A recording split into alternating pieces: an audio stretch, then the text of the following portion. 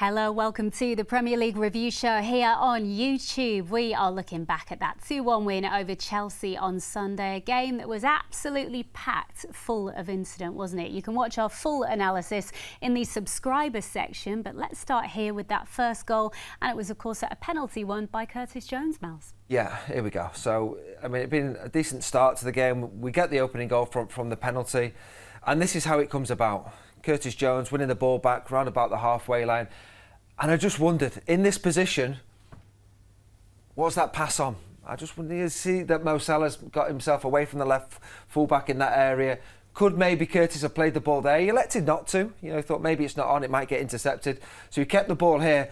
And what I love about this is, when you pass the ball, Curtis could just stay there and say, OK, I'll be an option for Salah. He just asks a question of this defender. Watch the movement of Curtis Jones. He doesn't just stand and admire the pass. He follows into the penalty area, and that's where he gets into a position to win the penalty for Liverpool. Referee points to the spot straight away. Chelsea don't like it, but we'll show you why it was rightly given as a penalty. Where did the Salah shot go? Some of you might have been thinking, where did it go? Here we go.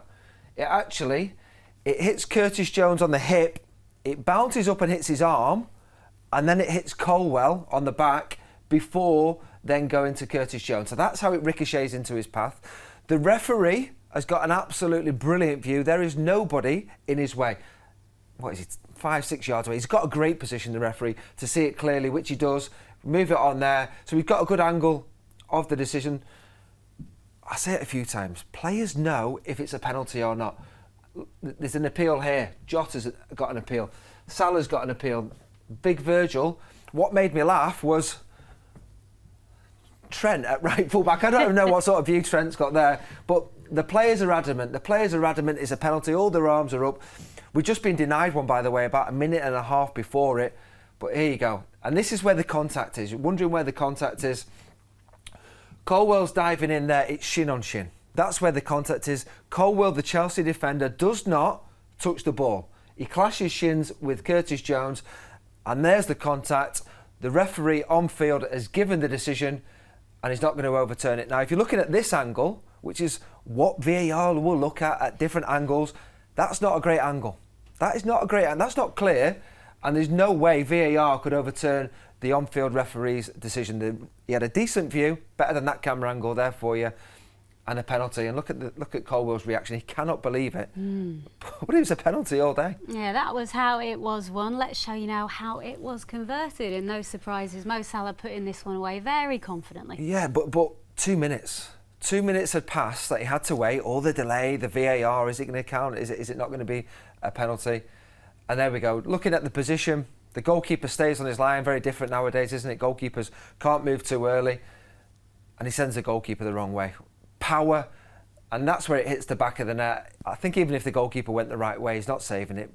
Power, opposite corner to where the goalkeeper goes. It's a really good penalty. And just look at his feet position. So often with penalties, you sometimes see it, don't you, when they are taken. And how important it is to make sure the standing foot isn't too close to the ball. And because he's got that distance, he can really generate the power then with that left foot. No mistake for the opening goal. So great composure, because there was a long delay before it was taken. This was actually his 35th penalty for Liverpool, and that puts him 4th on the all-time list behind, you guessed it, Phil Neal, Jan Molby and Steven Gerrard. Incredible stuff, but that lead did not last long, did it? 3 minutes into the second half and Chelsea go level. Let's take a look at this. Obviously, VAR are involved again here. Yeah, I mean, we can't argue with this because it was offside, and we know with the offside it was pretty clear. It was a long delay. I think what you would say is that's Caicedo for Chelsea. He's got too much space. He's got too much space in the middle of the pitch there. And if you give any kind of player space, they've got time to be able to pick out a pass. And that's what he does. He picks the pass out there in between Virgil van Dijk and Andy Robertson.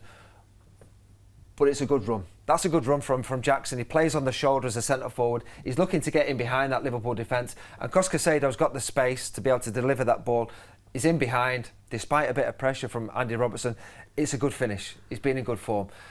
So the position of the Liverpool midfield players, you've got Curtis Jones, you've got Gravenberch, you've got Szoboszlai. And there you go, you got Caicedo.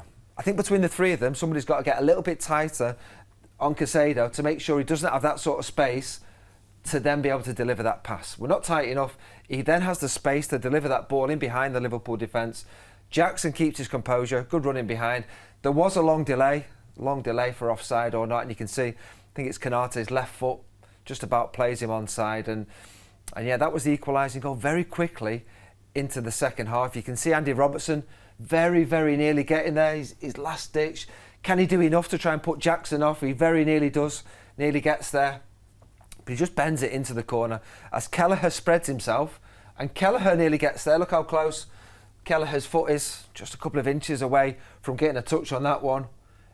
Bends it just about into the corner, and it was a good finish from Jackson. But like you say, we'd got into half-time 1-0 up, and then Chelsea get back into the game very, very quickly. Yeah, but what you do need in that situation is obviously a good response, and I imagine Arne Slot delighted because it was just 81 seconds from the restart to Liverpool going back in front. Let's take a look, 2-1. Yeah, we're not going to play it all for the 81 seconds for you, but yeah. How does the goal come about? Well, here we go. Chelsea are thinking quickly. Can we play a quick free kick and get in behind Liverpool with a counter-attack? And I'm saying there, well done to Trent. He's alert, he's aware that they're looking to try and get in behind him. And rather than maybe heading the ball back to Konaté or maybe the goalkeeper, he recognises, I can play the ball in here because Chelsea haven't got the support up yet. So he can play the ball back there, whether it's for Gravenberch or Salah. Salah's the one who picks it up quickest. And then we can go and get at Chelsea again. Really good from Gravenberch. We're defending. And now look where the ball is. It's back by Chelsea's penalty area again. I want to mention this, and it might be the first time we've mentioned this on the review show, but well done, ball boy. Well done, ball boy, because, and there is a because, he's getting the ball into play quickly. Go and take the throw in quickly. Gakpo saying, give me the ball. Curtis Jones is looking around. He's managed to get away from his marker, which is Cole Palmer. Well done, ball boy. We take the throw in quickly. Chelsea are not set. And what we also have to mention is, we mentioned about Trent a little bit earlier on in that right full-back area, stopping the counter-attack for Chelsea. Now he's in centre-mid. Now he's in that sort of sixth position where Gravenberch's been operating. So he's there sort of just to bounce that ball. And he just offers a position to affect the Chelsea players because they're now thinking, OK, well, Trent's in there. Now this pass is on. It's a brave pass from Virgil van Dijk. He takes out 2 or 3 Chelsea players with that pass, breaks the lines with that pass. Now we've got Szoboszlai. Szoboszlai on the ball. He can play it out to Salah. Salah's now on this right-hand side. Delivers a lovely ball, wasn't it? Lovely ball. The run from Curtis Jones, and in you go. Under 2 minutes from conceding the equalising goal. I like the position of Salah. Salah's now offering the position really wide. The defender's thinking, I'm going to stay quite narrow. I'm going to keep him away from the penalty area. I'm OK with him out by the touchline. And by doing so, Salah can take a touch.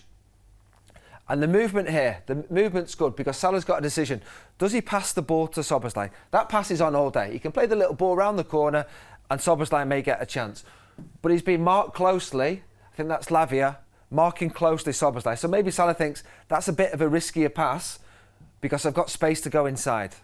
Space to go inside. The defender's not tight enough. There's 2 Liverpool players offside. When the cross comes in, Núñez is offside and so's Cody Gakpo.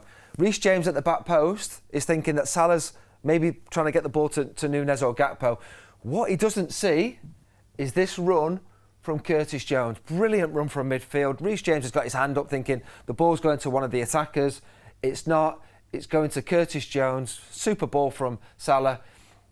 I wondered in this position, I wondered if you thought the same. A lot of players might have panicked and maybe shot first time and got it all wrong and maybe skied it into the cop or not really got a proper effort. But he just keeps his composure at the right time to take the touch. And it's probably not a great touch, is it, in all fairness? The touch sort of gets away from him, but he's made that decision to take the touch. He's at full stretch. He gets there ahead of the goalkeeper. And that's a really good finish. The goalkeeper's coming out, trying to make it difficult for him. And he just guides it towards that far corner, into the back of the net. Really good. So there's that touch. He's made the decision, rather than hitting it first time to take the touch. It just gets away from him a little bit, but not enough to allow the goalkeeper to make the save. And like you say, what a moment. What a week for Curtis Jones. He's a dad for the first time. Many congratulations. He's won the pen and he gets the winning goal. Brilliant.